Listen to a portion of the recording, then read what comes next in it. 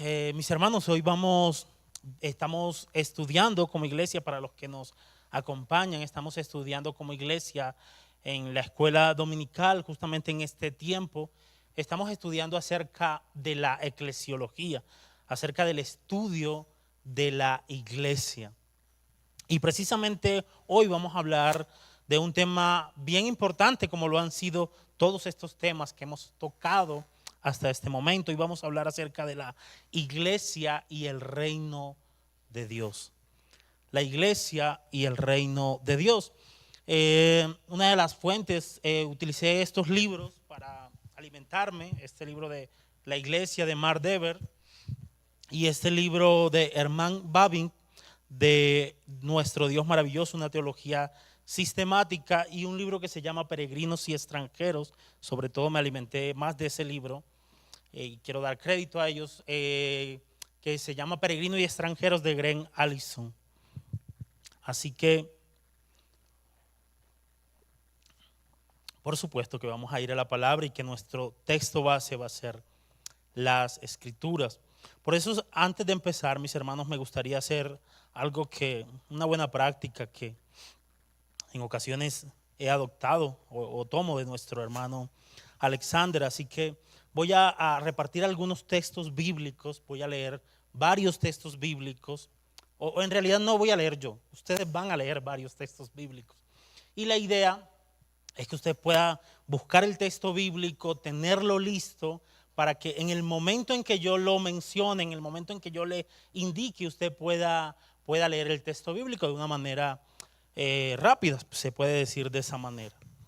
Así que yo les voy a indicar los textos y ustedes me van a decir quién pudiera leer estos textos. ¿Estamos, mis hermanos? Ok.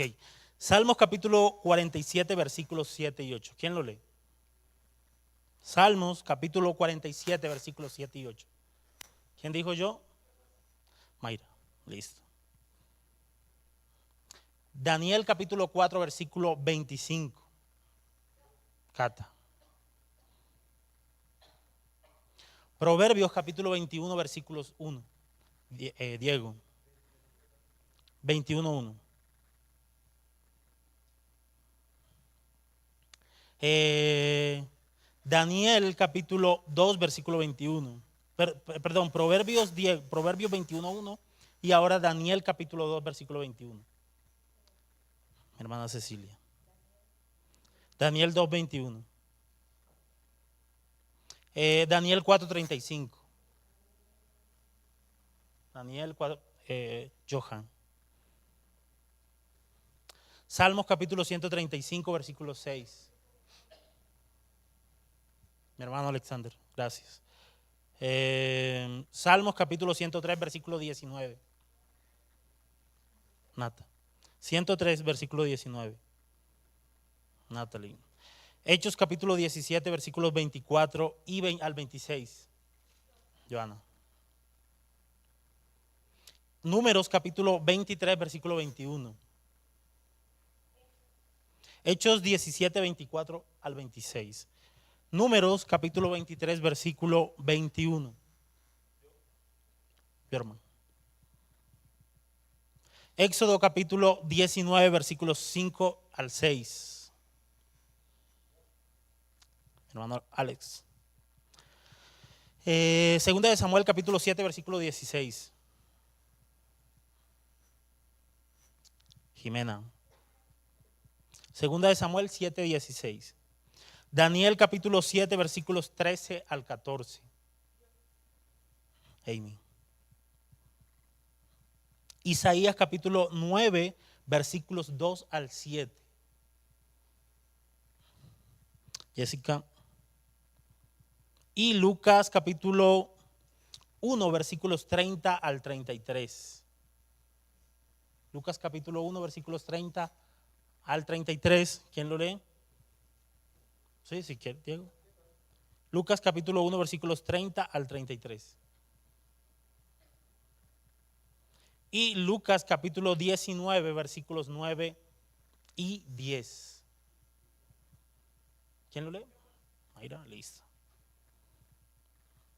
Ok, la idea es que ustedes tengan listos esos textos bíblicos para poderlo leer a medida en que avanzamos, mis hermanos. Así que vamos a orar. Señor amado, Padre bueno, gracias te damos en esta mañana por tu fidelidad y por tu amor. Rogamos, Señor, que tu palabra sea expuesta de una manera clara y precisa, Señor, para la gloria, honra y alabanza de tu nombre. Que tú guíes nuestros pensamientos, Señor, para ir y caminar en las verdades gloriosas de tu palabra. Y que sea tu misma palabra, Señor, la que siga conformando nuestros corazones a la imagen de nuestro precioso y glorioso Salvador, Señor. Permítenos, abre nuestros ojos, Señor, no solamente para ver las maravillas de la ley, sobre todo abre nuestros ojos, Señor, para ver al Dios maravilloso que se revela en esta ley, que se revela en esta palabra, Señor. Gracias te damos, bendito Dios. En el nombre glorioso de Cristo Jesús. Amén y amén. Así que mis hermanos, el tema de hoy, el tema de esta mañana es la iglesia y el reino de Dios. La iglesia y el reino de Dios. Pudiéramos empezar con una pregunta y es la siguiente. ¿Qué es el reino de Dios? ¿Qué entienden ustedes por el reino de Dios? Es una pregunta y es para ustedes. ¿Qué entienden ustedes por el reino de Dios? ¿Cómo? El reino de Dios es su casa, ok.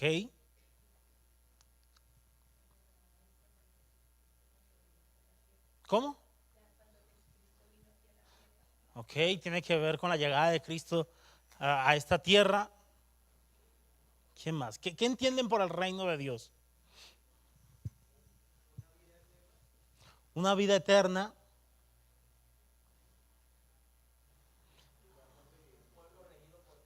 Lugar donde, lugar donde Dios reina, un pueblo regido por Dios. Ok, muy bien, mis hermanos.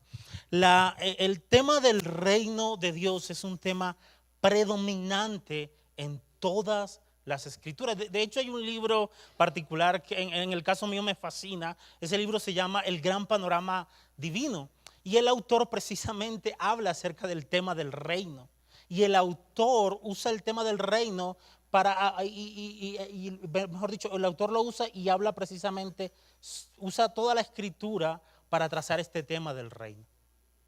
Y de esa manera nos muestra lo predominante que es el tema del reino en medio de las escrituras. De hecho, el primer punto del autor es el patrón del reino. Ese es el primer título del libro de este autor. Y el autor en este libro, mis hermanos, cuando habla acerca del patrón del reino, se centra en Génesis capítulo 1 y Génesis capítulo 2. Y dice que allí en Génesis capítulo 1 y 2 tenemos a Dios, el rey, el Dios gobernante, el todopoderoso. Tenemos a su pueblo, Adán y Eva, bajo el gobierno de Dios en la tierra de Dios, el huerto del Edén. Pero más adelante, mis hermanos, en el último capítulo, el autor también habla de la perfección del reino y se centra en Apocalipsis capítulo 21 para hablar, mis hermanos, acerca de el pueblo de Dios, gente de toda tribu, lengua y nación, en la tierra de Dios, un cielo nuevo y una tierra bajo el gobierno de Dios y bajo la bendición de Dios. El punto es, mis hermanos, que el reino de Dios tiene que ver con el gobierno de Dios. El punto es, mis hermanos, que el reino de Dios es un tema predominante en todas las escrituras. De hecho, dice el autor, un teólogo llamado Herman Bavinck, dice, hablando acerca del reino de Dios como el bien supremo, dice que la escritura es el libro del reino de Dios.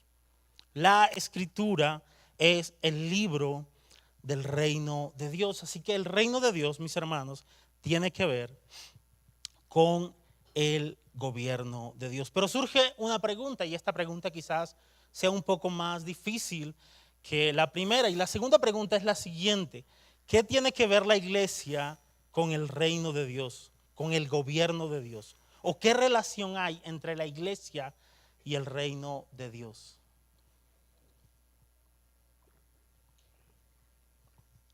Recuerden que es una escuela dominical y pueden participar con tranquilidad. Por supuesto que vamos a desarrollar la idea, pero siéntanse en la libertad de poder practicar. Recuerden que el tema es la iglesia y el reino de Dios, así que por supuesto la idea es poder ver una relación entre estos dos temas, y la pregunta por supuesto es muy, muy válida. ¿Qué tiene que ver la iglesia con el reino de Dios o con el gobierno de Dios, o qué relación hay entre la iglesia y el reino de Dios? Bueno, mis hermanos, para acercarnos a una respuesta a esta pregunta, me gustaría que en primer lugar habláramos acerca de la identidad del reino de Dios. La identidad del reino de Dios. Así que este reino, mis hermanos, está gobernado por un rey. Para nuestros fines, ¿quién es el rey de este reino? Dios.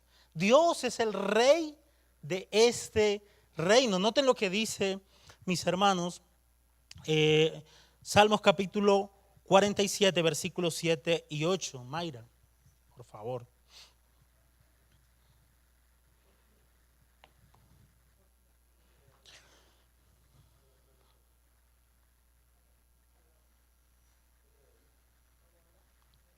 Hola. Porque Dios es el Rey de toda la tierra, cantad con inteligencia.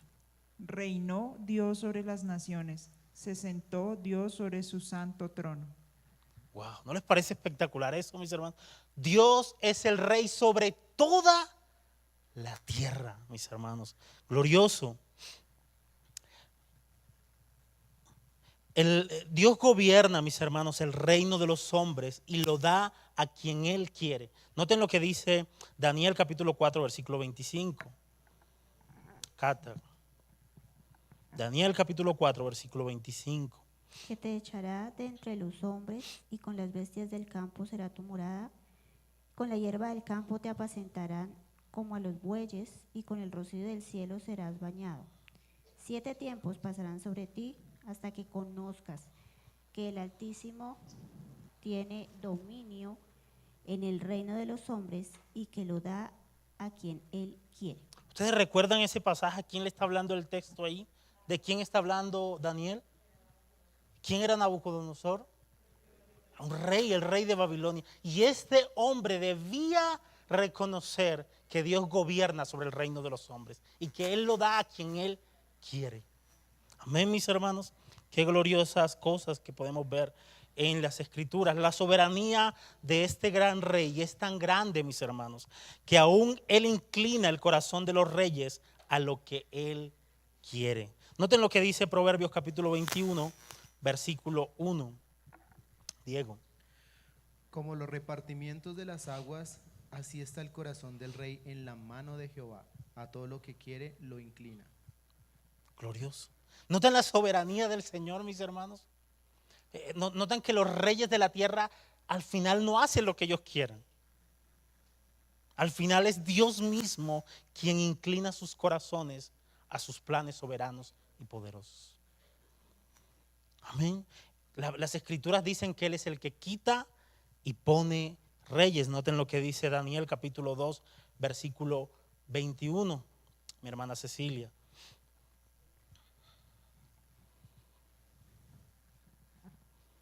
Él es quien cambia los tiempos y las edades, quita reyes y pone reyes, da sabiduría a los sabios y conocimiento a los entendidos. Wow. ¿Notan el poder de este rey, mis hermanos? ¿Notan qué tanto este rey está involucrado en su reino? Glorioso, mis hermanos. Este reino divino, mis hermanos, no se limita solamente al plano humano. Dios también es soberano sobre el mundo angelical. Noten lo que dice Daniel capítulo 4, versículos 35 y Salmos capítulo 135, versículo 6. ¿Qué dice Daniel?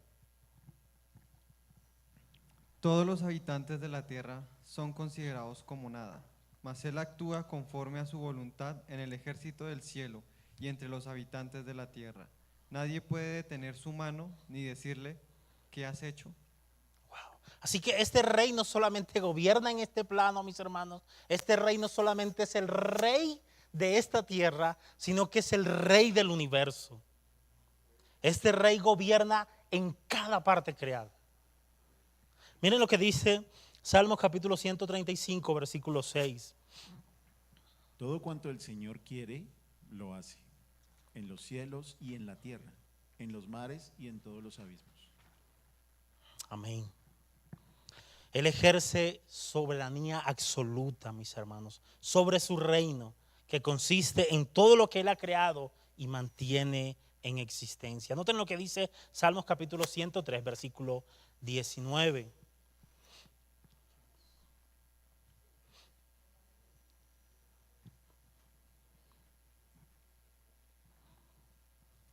Jehová estableció en los cielos su trono y su reino domina sobre todos. Amén. Diría un teólogo llamado Abraham Kuyper, no existe la mínima pulgada en el universo entero de la cual Dios no pueda decir, es mía y yo hago lo que quiera con ella. Este es el Rey de reyes y Señor de señores. Ese es el Rey de este reino, mis hermanos. Glorioso. Ese es el Rey de este reino. Pero para nuestros fines, mis hermanos, debemos concentrarnos en el reino de la humanidad creada y gobernada por Dios. Nos vamos a concentrar un poco en eso, no tanto sobre el gobierno sobre el universo, sobre los ángeles, sobre el resto de la creación, sino el gobierno sobre el ser humano, sobre la parte humana. Quiero que alguien, el que pueda leer Hechos capítulo 17, Joana, Hechos capítulo 17, versículos 24 al 26.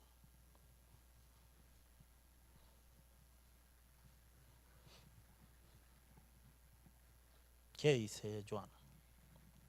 El Dios que hizo el mundo y todas las cosas que en él hay, siendo Señor del cielo y de la tierra, no habita en templos hechos por manos humanas, ni es honrado por manos de hombres como si necesitase de algo, pues Él es quien da a todos vida y aliento y todas las cosas, y de una sangre ha hecho todo el linaje de los hombres, para que habiten sobre la tierra, sobre toda la faz de la tierra, y les ha prefijado el orden de los tiempos y los límites de su habitación.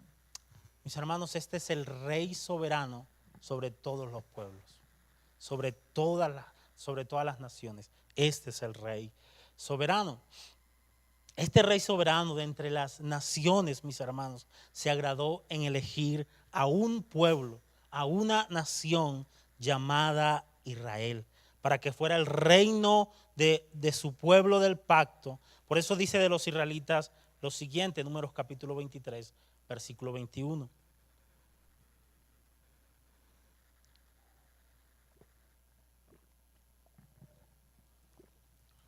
¿Qué dice? Él no ha observado iniquidad en Jacob, ni ha visto malicia en Israel. En él está el Señor su Dios, y el júbilo de un rey está en él. Así que este reino, mis hermanos, fue de alguna manera entregado al pueblo de Israel. Y este reino primero se presenta de una manera o de una forma teocrática. Dios gobierna sobre Israel, pero más tarde también fue dirigida por reyes humanos, primero en un reino unido por medio de Saúl, por medio de David y de Salomón, y después en un reino dividido. Recuerden que el pueblo de Israel se dividió, 10 tribus conformaron el reino del norte y 2 tribus conformaron el reino del sur. Pero este gobierno, este reino se siguió de alguna manera manifestando allí en el pueblo de Israel. Pero pregunta, mis hermanos, ¿por qué Israel fue el objeto de la atención especial de Dios? ¿Será que Israel era el pueblo más fuerte sobre la tierra? ¿Será que eran los más valientes o los más juiciosos sobre la tierra? No lo era. De seguro, mis hermanos, esta elección tiene que ver por la elección soberana de Dios. Porque Él es el rey y Él hace como a Él le place. El rey soberano eligió a Israel para ser su pueblo especial de entre todos los pueblos. Y noten lo que dice Éxodo capítulo 19, versículos 5 al 6. Ahora pues, si en verdad escuchan mi voz y guardan mi pacto, serán mi especial tesoro entre todos los pueblos, porque mía es toda la tierra. Ustedes serán para mí un reino de sacerdotes y una nación santa. Estas son las palabras que dirás a los israelitas. Ok. Mis hermanos, Dios elige al pueblo de Israel de una manera soberana, pero no los elige solamente para traer salvación a ellos. No los elige solamente con un propósito particular con ellos, sino que también los elige para hacer luz para las demás naciones. Permítanme decir eso en los temas en las palabras de nuestro tema de hoy. Dios, en algún sentido, elige a Israel para que expanda su reino, para que dé a conocer su reino. Repito, Dios elige a Israel para que expanda su reino. Dios le entrega su reino a Israel para que lo dé a conocer entre las naciones. La pregunta es, ¿será que Israel hizo este trabajo? Recuerden, no me he olvidado de la pregunta, ¿qué relación hay entre la iglesia y el reino de Dios? Pero yo creo que es importante que hagamos este recorrido en las Escrituras para llegar a una respuesta, para poder dar una respuesta a esta pregunta. Mis hermanos, el Señor continúa con su plan para con Israel y de hecho hay profecías gloriosas, mis hermanos, acerca de Israel, acerca del pueblo de Israel. Hay un texto, no sé si lo anoté, creo que no lo anoté. Ezequiel y algunos pasajes, no lo anoté, no lo tengo acá en mis notas, pero los profetas, mis hermanos, algunos profetas del Antiguo Testamento escribieron acerca de un momento glorioso o de momentos gloriosos en cuanto al reino de Dios, en cuanto a lo que iba a pasar con el pueblo de Israel. Pero las mismas Escrituras asocian ese momento glorioso del reino con un rey davídico que habría de venir, con el Hijo del Hombre que habría de venir. Y noten lo que dice 2 de Samuel, capítulo 7, versículo 16. Y Daniel, capítulo 7, versículos 13 y 14. Creo que es Jimena la que tiene este texto, si no estoy mal. Sí. Tu casa y tu reino permanecerán para siempre delante de mí. Tu trono será establecido para siempre. Ustedes recuerdan esa profecía que se le da a David. Va a haber un rey. Vendrá un rey y tu reino va a ser establecido para siempre. Va a venir un rey davídico. Va a salir de la descendencia de David. Pero noten lo que dice Daniel capítulo 7, versículos 13 y 14.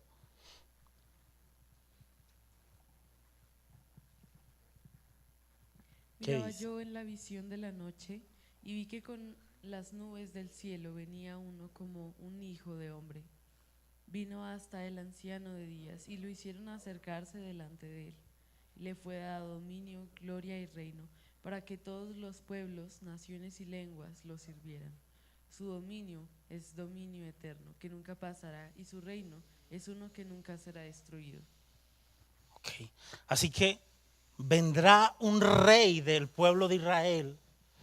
Vendrá un rey con estas características que dice Daniel. Vendrá un rey que vendrá del linaje de David. Con estas características, mis hermanos, tan gloriosas, tan espectaculares. Y debemos decir, mis hermanos, que Jesús de Nazaret es identificado tanto como el descendiente de David, como el hijo de David, como también es identificado como el Hijo del Hombre. Así que, ¿quién es ese rey, mis hermanos? Antes de ir al Nuevo Testamento. ¿Quién es ese Hijo del Hombre? El Nuevo Testamento identifica a Cristo como ese rey que vendría de Israel. El Nuevo Testamento identifica a Cristo como ese Hijo del Hombre del que habla Daniel. Así que noten lo que dice Lucas capítulo 1, versículos 30 al 33. Sí. Entonces el ángel le dijo: María, no temas, porque ha llegado la gracia delante de Dios. Y ahora concebirás en tu vientre y darás luz a un hijo, y llamarás su nombre Jesús. Este será grande y será llamado Hijo del Altísimo, y el Señor Dios le dará el trono de David su padre, y reinará sobre la casa de Jacob para siempre, y su reino no tendrá fin. Noten la relación con segunda de Samuel capítulo 7, versículo 16. ¿Quién es este rey que reinará para siempre? Del que habló segunda de Samuel capítulo 7, versículo 16. Jesús. ¿Quién es este rey davídico que vendría del linaje de David? ¿Quién es el hijo de David según este texto? Jesús, mis hermanos. Jesús es este rey. Ahora noten lo que dice Lucas. Me perdí. Lucas capítulo 19, versículos 9 y 10. Jesús les dijo: hoy ha venido la salvación a esta casa, por cuanto él también es hijo de Abraham, porque el Hijo del Hombre vino a buscar y a salvar lo que se había perdido. Interesante. Jesús en este texto, mis hermanos, es identificado como el Hijo del Hombre. ¿Recuerdan lo que leía Amy en Daniel, mis hermanos? ¿Recuerdan las características de este Hijo del Hombre que tendría dominio eterno? Bueno, este Jesús, este es el Rey del que está hablando el texto. El punto es, mis hermanos, que Jesús viene inaugurando el reino y diciendo: arrepiéntanse porque el reino de los cielos se ha acercado a vosotros. Mis hermanos, no hay duda de que Jesús es el rey de este reino. Ahora, ¿ustedes recuerdan que a Israel se le había entregado el reino? Pero mis hermanos, sorprendentemente, Israel tenía el deber de ser luz. ¿Para quiénes, mis hermanos? Para las naciones. Creo que se me pasó unos textos, el de Isaías. Porque este rey tenía la responsabilidad precisamente de ser luz para las naciones. Isaías capítulo 9, versículos 2 al 7. ¿Qué dice? Este rey, Jesús, tiene la responsabilidad, o tenía la responsabilidad de ser luz para las naciones. Es decir, hacer lo que Israel no hizo.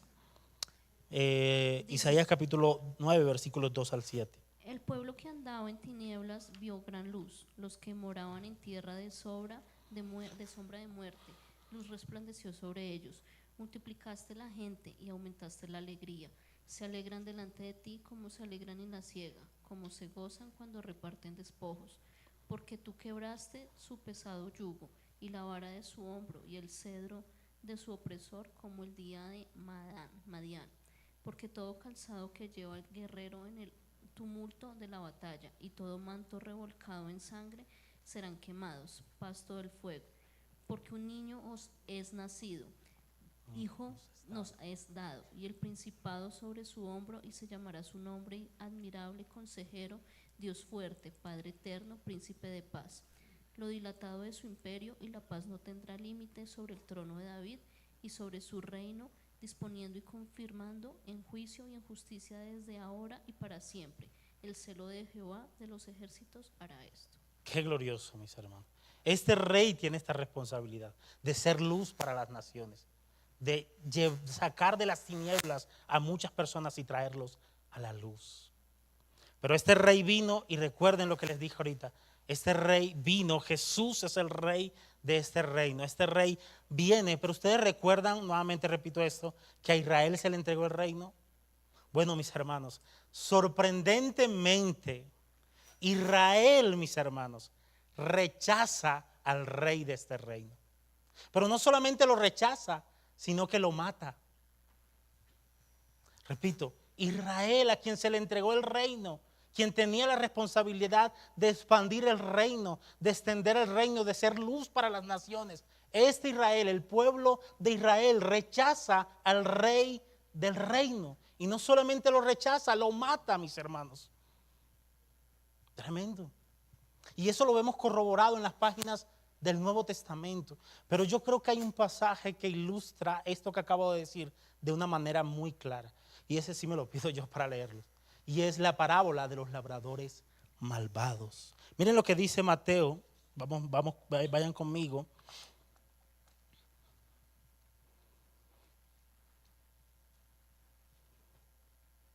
Mateo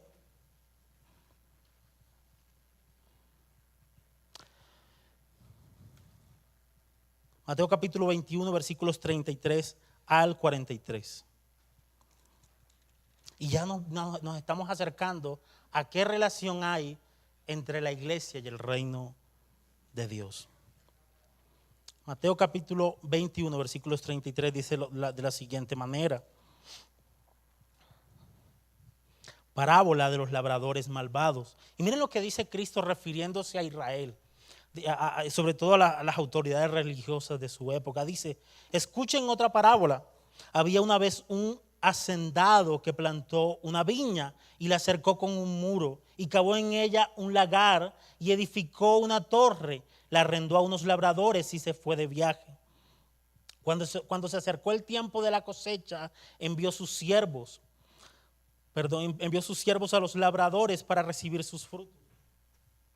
Pero los labradores, tomando a los siervos, a unos lo golpearon, a otros lo mataron y a otros lo apedrearon. Volvió a mandar otro grupo de siervos, mayor que el primero, y le hicieron lo mismo. Finalmente les envió a su hijo, diciendo, respetarán a mi hijo. Pero cuando los labradores vieron al hijo, dijeron entre sí, este es el heredero. Vengan, matémoslo y apoderémonos de su heredad. Y echándole mano lo arrojaron fuera de la viña y lo mataron. Cuando venga pues el dueño de la viña, ¿qué hará a esos labradores? Ellos respondieron, llevará a esos miserables a un fin lamentable y arrendará la viña a otros labradores que le paguen los frutos a su tiempo. Jesús les dijo, ¿nunca leyeron en las escrituras la piedra que desecharon los constructores? La piedra que desecharon los constructores, esa en piedra angular se ha convertido. Esto fue hecho de parte del Señor y es maravilloso a nuestros ojos. Por eso les digo que el reino de Dios les será quitado a ustedes y será dado a una nación que produzca los frutos del reino. Así que el pueblo de Israel, mis hermanos, mata al rey del reino, rechaza al rey del reino. A los suyos vino, pero los suyos no lo recibieron. Pero no solamente lo rechazan, sino que lo matan. Y por esa razón, ¿qué dice el texto? Versículo 47, se le quitará el reino y se le entregará ¿a quiénes? A otra gente, a otra nación, aunque debemos decir que ahora el reino no hace parte de una nación particular, sino que los que están allí son individuos de cada una de las naciones o de varias naciones del mundo. Así que esto es interesante, mis hermanos. A Israel se le quita el reino y se le es entregado a otra nación, a otra gente. Y por supuesto, esta gente, mis hermanos, viene siendo la iglesia. Esta gente está conformada por la iglesia. Mis hermanos, quiero que ya vamos a hablar acerca de este reino que se le entregó a la iglesia, pero yo creo que el primer contacto que la iglesia tiene en su relación con el reino, el primer contacto que la iglesia tiene con el reino no es recibir las llaves del reino. El primer contacto que la iglesia tiene con el reino es ser parte del reino. Dicho de otra manera, es el reino quien crea la iglesia. Dicho de otra manera, la iglesia existe por el reino de Dios. La iglesia existe por el reino de Dios. Y eso se da, mis hermanos, porque el evangelio del reino es predicado. Las personas creen en el evangelio, las personas creen en Cristo y son involucradas, son incluidas en este reino por medio de la fe en Cristo. Y eso lo vemos evidenciado en parábolas como la del sembrador, como la de la red, como la del grano de mostaza. En todas esas parábolas vemos evidenciado, mis hermanos, esa predicación del reino y esa inclusión en el reino de Dios. Así que el reino de Dios se le fue quitado a Israel y se le entregó a otra gente, y a esta gente se le llama la iglesia. ¿Cómo hacen parte de este reino? ¿O cómo se conforma la iglesia? ¿O cómo es creada la iglesia? Precisamente por el evangelio del reino. Miren lo que dice Este autor, en cuanto a esto, llamado Mark Dever, en este libro, este autor dice lo siguiente. Dice, la iglesia es la coinonía o comunión de personas que han aceptado y entrado en el reino de Dios. En este reinado no entran naciones, ni siquiera familias, sino individuos. Dice, la relación entre el reino y la iglesia puede definirse, por tanto, como el reino de Dios crea la iglesia. El reino de Dios crea la iglesia. Dicho de otra manera, mis hermanos, la iglesia debe su existencia al reino de Dios. Pero no solo eso, mis hermanos, la iglesia también es el instrumento a través del cual se concede la entrada en el reino de Dios. Repito, la iglesia no solamente es creada por Dios, la iglesia no solamente debe su existencia al reino de Dios, sino que también es el instrumento que Dios está usando para que alguien entre al reino de Dios. Esa es otra manera de ver la relación que hay entre la iglesia y el reino de Dios. Y quiero que vayan conmigo a Mateo capítulo 16.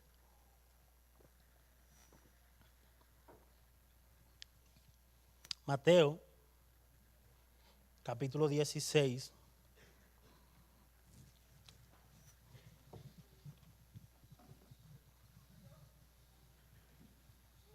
Mateo capítulo 16, versículo 15 al 19.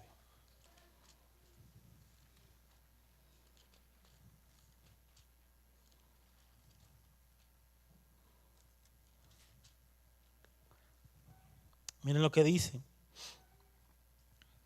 Mateo capítulo 16, versículos 15 al 19 dice, ¿y ustedes quién dicen que soy yo? Que Jesús les pregunta eso a sus discípulos. Les preguntó Jesús, Simón Pedro respondió, tú eres el Cristo, el Hijo del Dios viviente. Entonces Jesús le dijo, bienaventurado eres Simón, hijo de Jonás, porque esto no te lo reveló carne ni sangre, sino mi Padre que está en los cielos. Yo también te digo que tú eres Pedro, y sobre esta roca edificaré mi iglesia, y las puertas del Hades no prevalecerán contra ella. Yo te daré las llaves del reino de los cielos, y lo que ates en la tierra será atado en los cielos, y lo que desates en la tierra será desatado en los cielos. Mis hermanos, no es mi propósito explicar este texto de una manera exhaustiva, pero sí quiero hacer algunas puntualidades en cuanto a este pasaje. Y lo que quiero decir, mis hermanos, es que las llaves del reino de Dios fueron dadas a la iglesia de Cristo. Las llaves representan autoridad, representan administración, representan acceso. La iglesia de Cristo, mis hermanos, tiene la autoridad de abrir las puertas del reino por medio de la predicación del evangelio y cerrar las puertas del reino por medio de la disciplina eclesiástica. Dios le ha dado esa autoridad a la iglesia. ¿Cómo funciona eso, mis hermanos?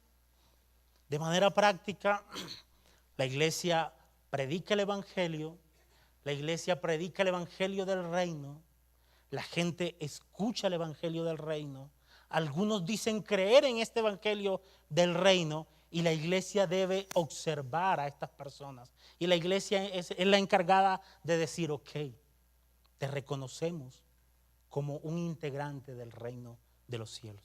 Te recibimos como un integrante del reino de los cielos. Es la iglesia la que tiene la autoridad de abrir las puertas del reino de los cielos. Es la iglesia, mis hermanos, la que admite a los nuevos convertidos. Es la iglesia la que debe hacer este trabajo. Ustedes están acá, mis hermanos, cuando de manera práctica nosotros presentamos a los nuevos miembros, que lo vamos a hacer muy pronto, a los aspirantes a miembros, y oramos por ellos y los presentamos acá delante de ustedes. Ustedes no solamente tienen la responsabilidad de orar por estos hermanos, o por estas personas, sino también de observar.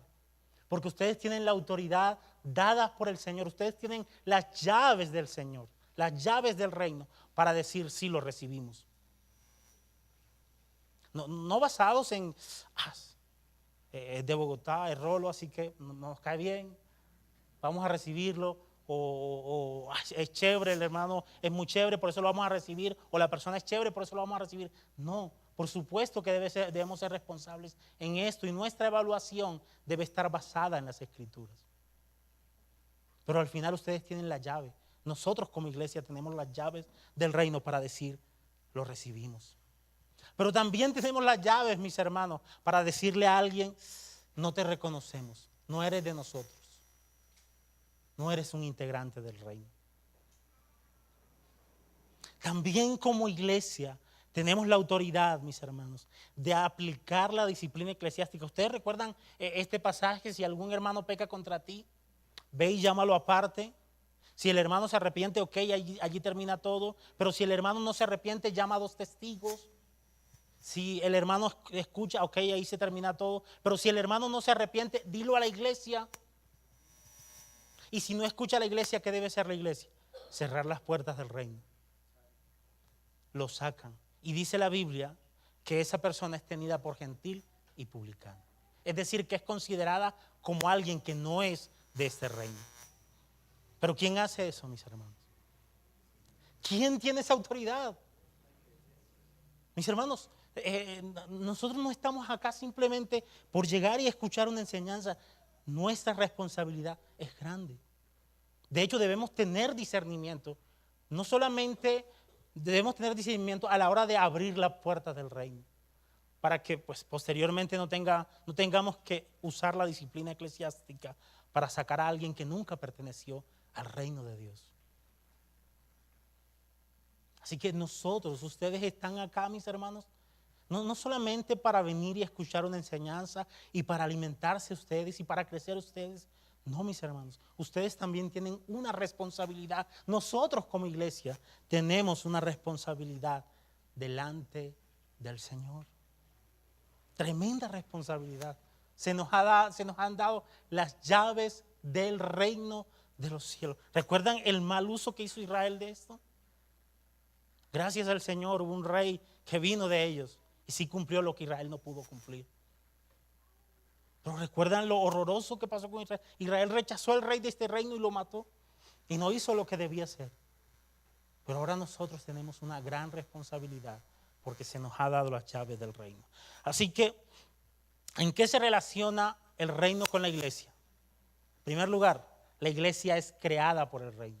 La iglesia existe por el reino de Dios. En segundo lugar, a la iglesia se le ha entregado las llaves del reino. Pero no solamente eso, mis hermanos. La iglesia también tiene la gran responsabilidad de proclamar el evangelio del reino. Y eso lo vemos en la gran comisión de Mateo capítulo 28. Vayan y prediquen el evangelio. Y no solamente lo vemos allí, mis hermanos, lo vemos en otros textos de las Escrituras. Sean testigos de Cristo en Judea, en Samaria, hasta lo último de la tierra. Hechos capítulo 1, versículo 8. La iglesia tiene también la responsabilidad de proclamar el evangelio del reino. La pregunta es, ¿lo estamos haciendo, mis hermanos? ¿Estamos proclamando el evangelio del reino? ¿Qué tan buena está tu relación con el reino? ¿Tienes una buena relación con el reino de los cielos? ¿Estás usando bien las llaves del reino? ¿Estás proclamando el evangelio del reino? Es más, mis hermanos, esta última actividad es una actividad que la iglesia se espera que se mantenga haciendo todo el tiempo hasta que el rey del reino vuelva a venir a consumar su reino. Miren lo que dice Mateo, capítulo 24, versículo 14.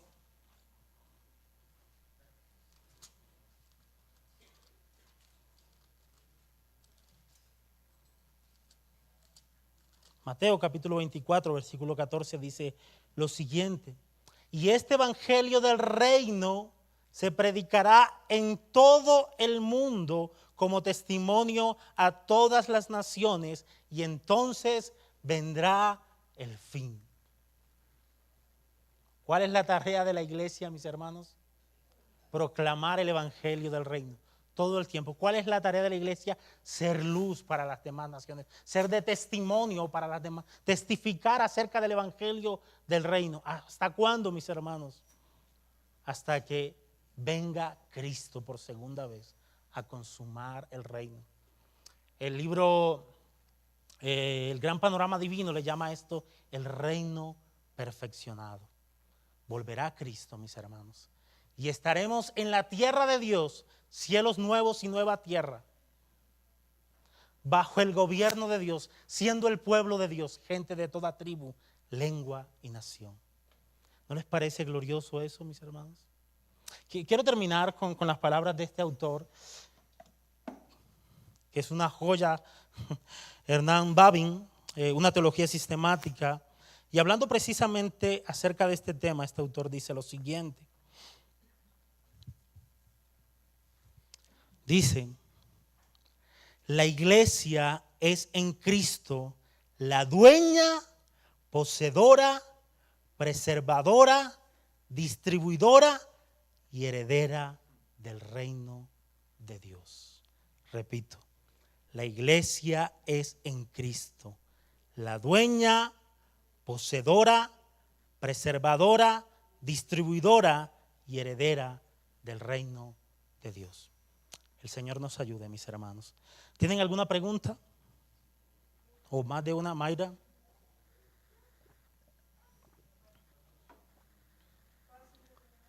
Ok, pregunta, Mayra. Gracias. Cuando el pueblo de Dios rechazó este reino, ¿sí? Y predicar el reino, entonces ahí es donde se introduce como el tema de la iglesia.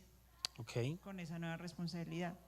Pero mi pregunta es, si me puedo aclarar esa duda, Paz. Digamos, las personas dentro de este pueblo, como David, como Moisés, como de pronto, no sé, Abraham, ¿ellos son parte de la iglesia o es algún tema aparte? O como dentro del pueblo vemos que ellos sí creyeron y proclamaron ese reino o no. Eso depende. La respuesta depende de cuándo ubiques el origen de la iglesia. Por ejemplo, hay un autor que se llama Luis Berkhoff, él ubica el origen de la iglesia desde el Antiguo Testamento, desde Génesis, y él entiende que los integrantes de la iglesia son todos aquellos creyentes desde Génesis hasta Apocalipsis.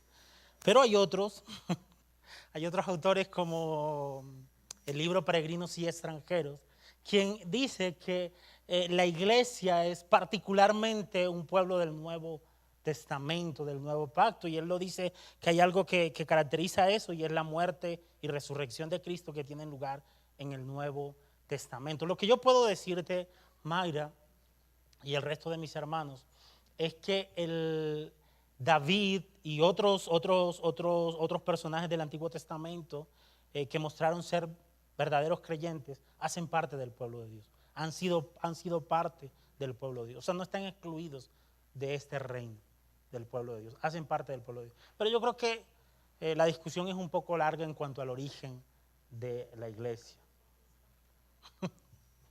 pero hace parte del pueblo de Dios. Sí. ¿Alguna otra pregunta, mis hermanos? Mi hermano, Emilio.